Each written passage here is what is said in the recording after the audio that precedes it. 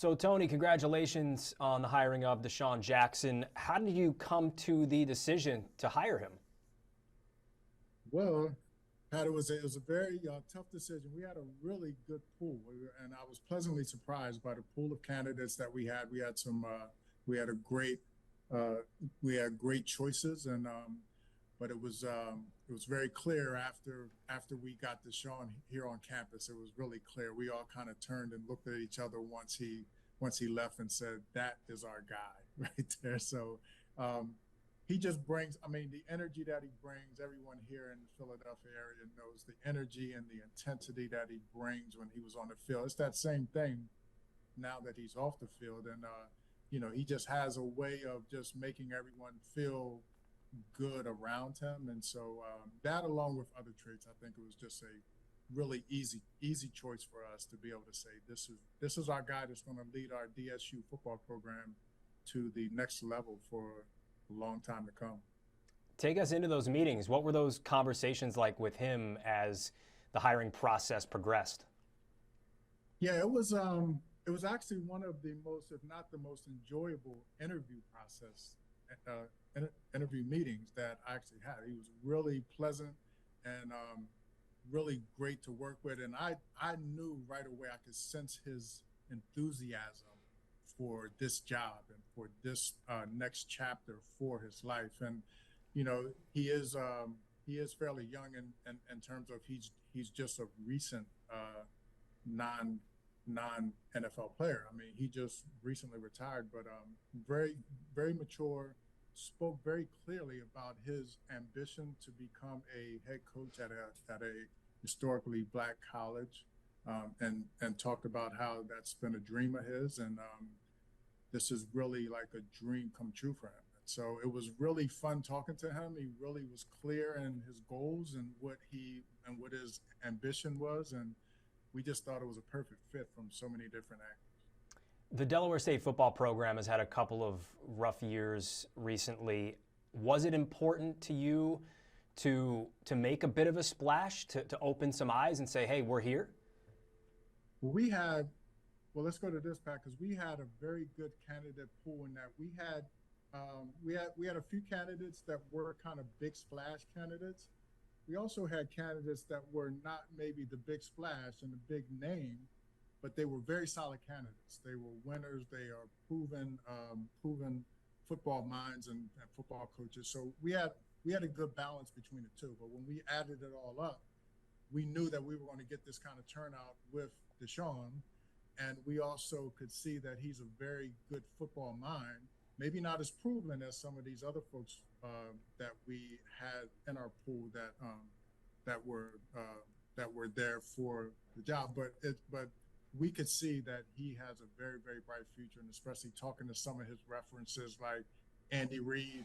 I'm on the phone for quite a long time with Andy Reid, and he couldn't stop talking about how great DeSean is going to be as a coach, and how he said that he would, even if he had a spot on his staff, he would bring him on to his staff with the Chiefs, and he just really thinks that he's going to be a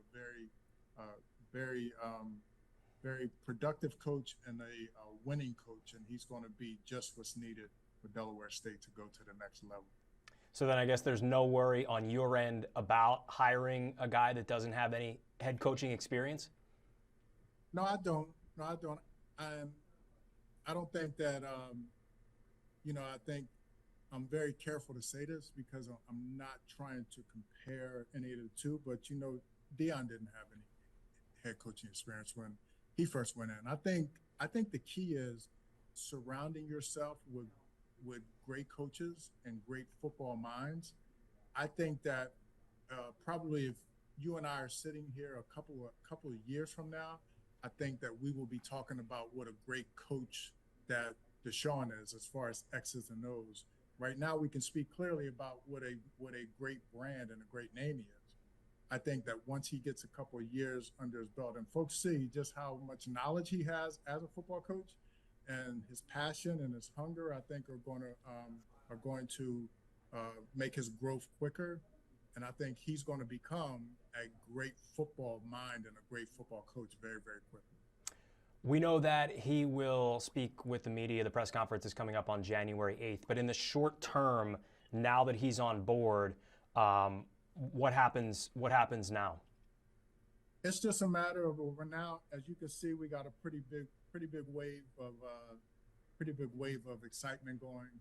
He's probably the biggest story on the media ticker now, and so we're just going to make sure that we got our ducks in a row. We have like a 30-day plan and like a transition plan that he and I have talked about, and he's very in tune with that, and that goes for filling out his staff, making sure that we got the right staff in place, and we're already well ahead of that. We're probably about 80% of the way there. So we're going to finish out the staff. We're going to make sure that he speaks to the current student athletes that are here now, the current football players, to make sure that he has a chance to get to know them, and they have a chance to get to know him as well. And then just jump right into, how crazy it is in college sports nowadays. You got to jump right into the recruiting and to the portal and get all those things going. So all three of those things will be working simultaneously to see that he has a soft landing and he has a good 30-day window to kind of get himself going here. So that's the short term. Talk about long term. What are your goals for this relationship? Yeah, now, long term, I think that he's going to fit in well, and I think that he has to get into what if you will, the cadence of what it's like to be a day-to-day college coach. The thing that I kept telling him, and that I say to this day, it is a real grind, and it's a lot of work on a daily basis to be a Division I. Not just football coach, but any sport coach on the Division I level. It's a real grind, and he's going to learn his cadence with that, and he's going to learn to pace himself. We don't want him to burn out, but at the same time, we know that he's going to have to put in the work. So, and then looking forward to any kind of expectations or goals or things like that. We think that with the program being relatively down right now as far as wins and losses, we look to kind of balance the ship next year. We're not thinking we're winning championships probably tomorrow, but we're thinking we're going to be competitive right away. There's going to be a new sense of excitement around the program, and there will be, and you guys know this from seeing DeSean, there will be a sense of urgency that will be there. So with that sense of urgency and the excitement, I think that we can look forward to Delaware State football having winning seasons very, very quick. Well, Tony, thank you for a few minutes of your time. Congratulations. I'm sure everyone down there in Dover is buzzing over this right now. Absolutely. Yeah, I love the wave of excitement. I think it's good. I think it's good for the university. It's good for DeSean, and I think it's also very good for our football program, and we're really, really excited about it. All right, Tony. Thank you so much. Good luck with everything.